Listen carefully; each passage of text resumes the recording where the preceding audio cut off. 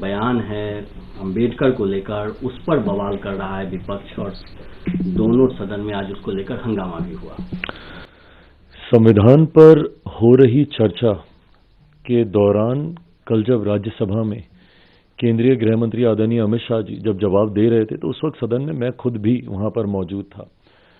कांग्रेस आज जिस तरीके से बाबा साहेब के सम्मान को लेकर चिंता जता रही है, ये वही कांग्रेस है जिन्होंने बाबा साहेब के रहते हुए, उनके जीते जी कभी उन्हें सम्मान देना जरूरी नहीं समझा।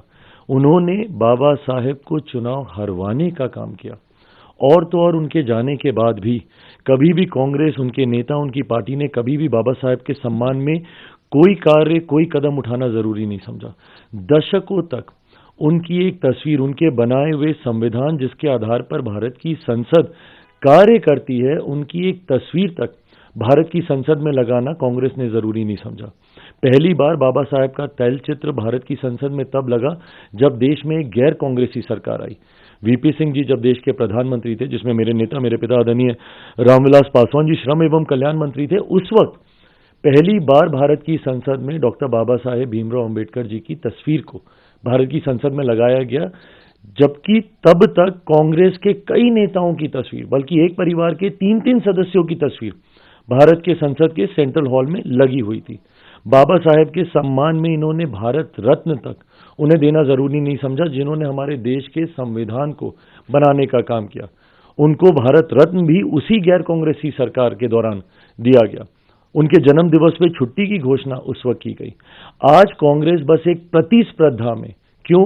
क्योंकि हमारे प्रधानमंत्री आदरणीय नरेंद्र मोदी जी, हमारी केंद्र की एनडीए की सरकार ने एक एक करके बाबा साहेब से जुड़े हुए हर उस स्थल को चिन्हित कर कर विकसित करने का काम किया। भले वो मऊ में उनका जन्म स्थल हो, या जहां पे उन्होंने दीक्षा हासिल की नागपुर में उनकी दीक्षा भूमि हो, या जहां पे उन्होंने शिक्षा हासिल की लंदन में, उस स्थल को चिन्हित कर कर उसको विकसित करने का काम किया। यहाँ पर जहां पर रहते थे दिल्ली में अकबर अली रोड, उसको चिन्हित करने का काम किया।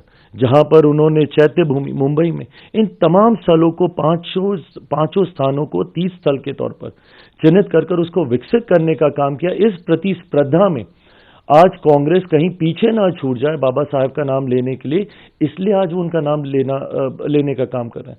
जबकि हकीकत है, जब तक कांग्रेस सत्ता में रही, इन्होंने बाबा साहेब का नाम लेना तो दूर की बात है, उनके नाम को भुलाने का काम किया। उनको जीते जी सम्मान नहीं दिया, उनके जाने के बाद उनको सम्मान देने का काम नहीं किया, और आज उसी कांग्रेस पार्टी को बाबा साहेब के सम्मान की चिंता हो रही है। ये सिर्फ दिखावी बातें हैं। हकीकत है, देश में अगर किसी ने बाबा साहेब को सम्मान देने का काम किया तो वो हमारी मौजूदा एनडीए की सरकार है, वो हमारे मौजूदा प्रधानमंत्री आदरणीय नरेंद्र मोदी जी हैं। कांग्रेस सिर्फ दिखावा कर रही है। प्रधानमंत्री ने भी इसको लेकर ट्वीट किया है और कांग्रेस पार्टी पर राजनीति करने का आरोप लगाया है। प्रधानमंत्री जी का ट्वीट आप देखेंगे, उसमें तमाम उन बातों को स्पष्ट तौर से कहा गया है, और उन्होंने कहीं ना कहीं कांग्रेस को आईना दिखाने का काम किया उस ट्वीट में। और ये वही बातें हैं, कांग्रेस की कथनी करनी में आपको फर्क साफ दिखाई देगा। आज जिनकी उनको इतनी चिंता हो रही है, क्यों नहीं कांग्रेस ने उनको सम्मान देने का काम किया? कोई एक ही कार्य कर देते। आपने उन्हें भारत रत्न नहीं दिया, कोई बात नहीं। आपने उनके जन्म दिवस पर छुट्टी की घोषणा नहीं की, कोई बात नहीं। कम से कम उनकी एक तस्वीर तो भारत की संसद में लगनी बनती थी ना। क्यों नहीं कांग्रेस ने दशकों तक,